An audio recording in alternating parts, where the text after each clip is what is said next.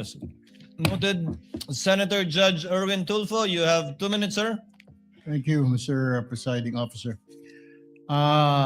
Sa ating pong testigo, kahapon po nabanggit ho ninyo na meron na po kayong persons of interest na umanay kinausap na po ng VP Vice President Sara Duterte para patayin umano ang Pangulo, First Lady at former Speaker of the House. Ang tanong ko po, paano pala ho ninyo ito natalisod o natunto ng impormasyong ito? Gayong sa kanya pong press con, wala naman pong siyang sinabi kung sino mga taong ito. Sinabi niya lang na may kinausap na ho siya. How did you find out?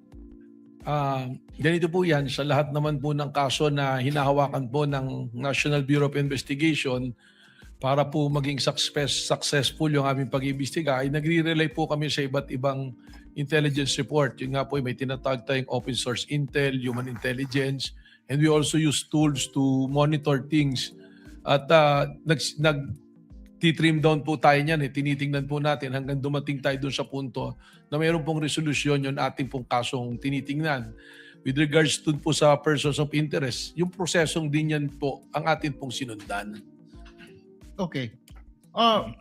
Without mentioning po kung sino itong mga tao na ito or yung pagkakilanlan nila, kung nasaan sila, maaari po ba ninyong bigyan kami ng ideya itong mga persons of interest na ito? Kung ano po talaga ang trabaho nila, kung sila po ba talaga yung mga hitman o mga gun for hire o riding in tandem, ano ho ang klaseng trabaho meron itong mga ito? Well, siguro po ganito, although I cannot reveal so much in the identity, but going to the process na sinasabi ko nga po, so we're using informants. May mga sinusundan po tayo. Ang una-una ating pong tinignan dyan, yung nga pong sinabi na kumausap ng papatay at yung pong papatay ay pumayag na. So, ano pong ginawa natin dito? Tinignan na natin kung saan sphere po papasok, sino ba yung pwede, saan ba pwedeng nanggaling yon? Hindi kagad sino, saan po ba pwedeng nanggaling yon? At lumalabas po rito, alam natin yung kasaysayan, malawak po ang kanyang tinatawag na connection, yung network po. Alam naman natin na siya ay Vice Presidente at ang dating Pangulo ay kanyang ama.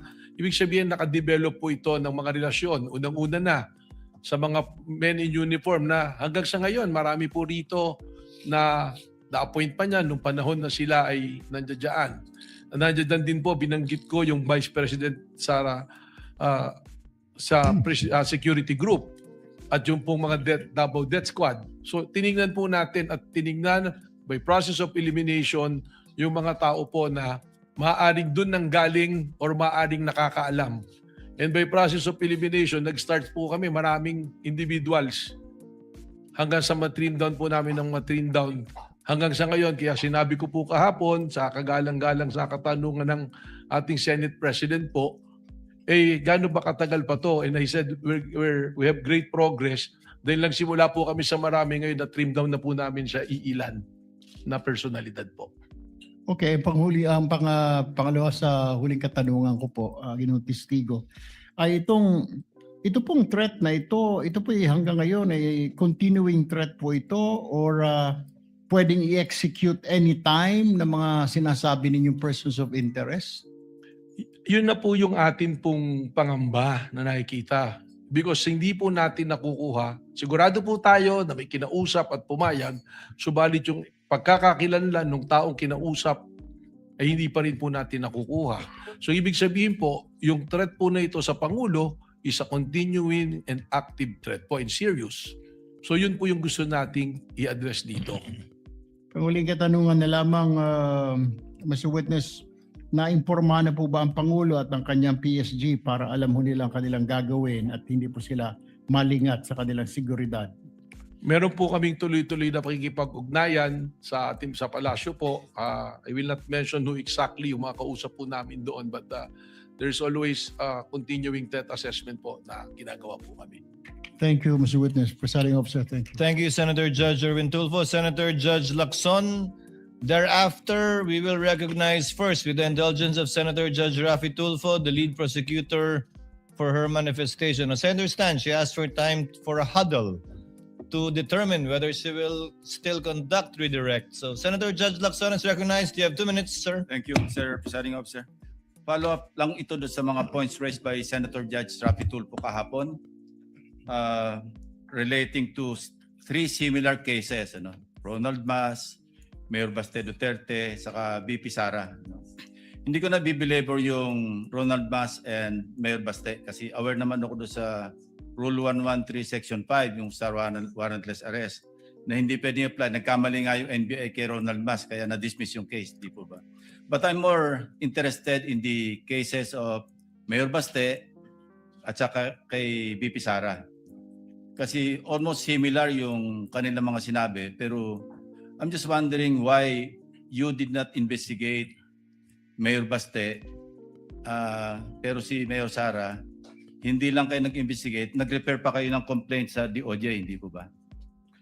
Yan po yung amin pong ginawang investigasyon ay doon na po sa threat na sinasabi namin na pangkalawakan. Yung dito po kay Mayor Baste, kaya hindi po natin na inimbestigahan, isinasama po namin dito sa task force na ito to come out with the report eventually. But we have coordination also po with other agencies. Yes. So walang ongoing law enforcement investigation against Mayor Baste?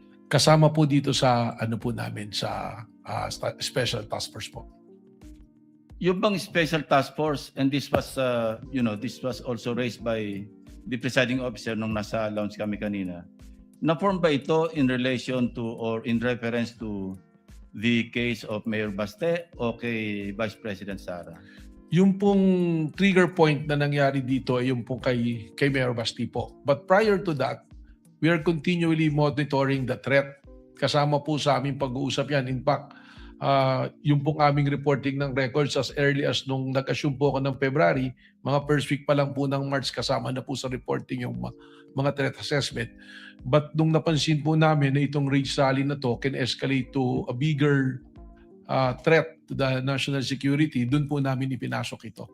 So mas ang ginamit nyo yung kay Mayor Baste as an open source kesa sa mag-file kayo ng criminal complaint against Mayor Baste? Ganun po yung naging process namin dito. But eventually, we have an agreement within us that if we can establish that the elements for grave threat will be there, we will be contemplating also on filing a grave threat and inciting to sedition as well. Pero halos pareho kaya iniisip ko, baka meron double standard. Bakit kayo nag-focus kay Vice President pero hindi nyo in-apply kay Mayor Baste?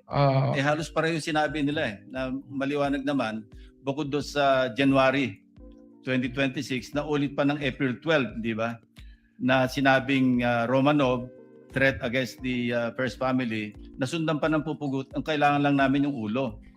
So pero kay Vice President, halos ganun din Pero bakit inimbestigahan nyo kay Vice President Sara at na-refer nyo na sa DOJ for PI, pero yung kay Mayor Baste parang unlevel, nasa law enforcement investigation pa rin? Sapagkat ang isa pong dinedevelop namin dito na theory po is yung sabwatan. And alam po natin, if we go to court using the theory of conspiracy, medyo mas mahirap po na ipasok na kaso. Kaya it taking much time to develop the case po. May request for additional time, Mr. Presiding Officer. Punta lang ko kay Las Cañas. Opo. Okay. Yung kay Las Cañas, ginamit nyo yung kanyang affidavit na sinabit sa ICC. Tama po. Parang pang-open source. Tama Not for po, sir. anything, di ba? Not for anything po. So yes, walang sir. evidentiary value ito? Yun po ay ang basehan namin, kaya po namin iprinisinta. Isa po sa naging basehan namin dun po sa, isa nga dun sa 5 standards po natin na pattern of violence po. Pero wala kayong intention na kung magpapile kayo ng kaso, isasabit yung affidavit niya na sinabit sa ICC? As a matter of preference lang po for the purposes of establishing the pattern of violence. But to directly papanagutin po sa isang criminal or what, sa palagay ko po baka po hindi ito tatanggapin ng korte po. Yeah, kasi kung open source, hindi nga tatanggapin ng korte. Tama po. Kasi kung open source, kung nag-extend pa kayo and expand nyo yung open source information gathering, dapat sana nireview nyo rin yung aming committee hearing dito. No? Yung na-mention kanina ng defense, na initially, deny talaga si Arturo Las Cañas tungkol sa DDS, EJK, etc. Eventually, nag-retract siya talagang 180 degrees. No? Sinabi niya, totoo yung EJK. Hindi ba dapat part din yun ng open source information gathering ninyo? Tama po. Actually, nung binasa po namin yung affidavit, may isang paragraph doon na nagtukoy nga dyan na nag-testify as binawi. Ang sinundan na po namin dito, at naalala ko po, meron kasing new report doon sa 24 oras after ng pre-trial po sa ICC, nagkaroon po ng interview kay Las Canas kung saan sinasabi niya yung affidavit na ginawa niya na isinabit sa ICC at nung kinukumpara po namin doon sa sinasabi niya, lumalabas na yun po. Pangatlo na po yun. So, Alam nyo, iba yung affidavit niya, yung kanyang testimony sa Public Order and Legal Drugs Committee, which as I said earlier, I chaired. No? Kaya alam ko yung familiar ako. Then after that, nag-retract siya. Talagang complete turnaround. tama po. So I even consulted a retired justice na kaibigan ko, ano bang mas patimbang dito? Ang sabi niya, ang talagang jurisprudence, yung original na statement, ang mananaig, kesa doon sa parang binaligtad na statement, which I also agreed. Ang point ko lang is, bakit parang namili lang kayo ng open source? Tiningnan po Kung namin. tinignan nyo yung sa ICC na sabit na pagkahaba-haba, sa akin nga po sinabi kanina, pangatlo na po yung magkaibang affidavits ni Arturo Las Cañas. May nauna, may pangalawa, pangatlo na po itong pinapakita sa screen kahapon. Tama po. And we are also aware dun sa pagbali-baligtad. But on the news that I was mentioning po, Your Honor, mismong sinabi niya, pipirmahan yung affidavit at sinabi po niya, this is 186 pages. So nang tinitingnan po namin, yung statement na yan, tumugma. At pangalawa, it's been the subject already of an ICC. It's being used as an evidence. At least there is a legitimate court that looking into it, which it was considered na ibig sabihin, tinanggap po ng isang lehitimo na korte po. Yeah, I'm not trying to put you on the spot. I'm just trying to be fair, ano? Opo. Kasi gusto ko talagang maliwanagan para pagdating ng takdang oras, alam ko yung aking boto. Tama Maraming po. salamat po. Salamat Thank you, po. Senator Judge Lacson. Before the chair recognizes Senator Judge Rafi Tulfo, Senator Judge Aquino, and Senator Judge Padilla, Chair will not... Sorry, I forgot about you, Senator Judge Pangilinan, before Senator Judge Bam. Chair would like to call on the lead prosecutor.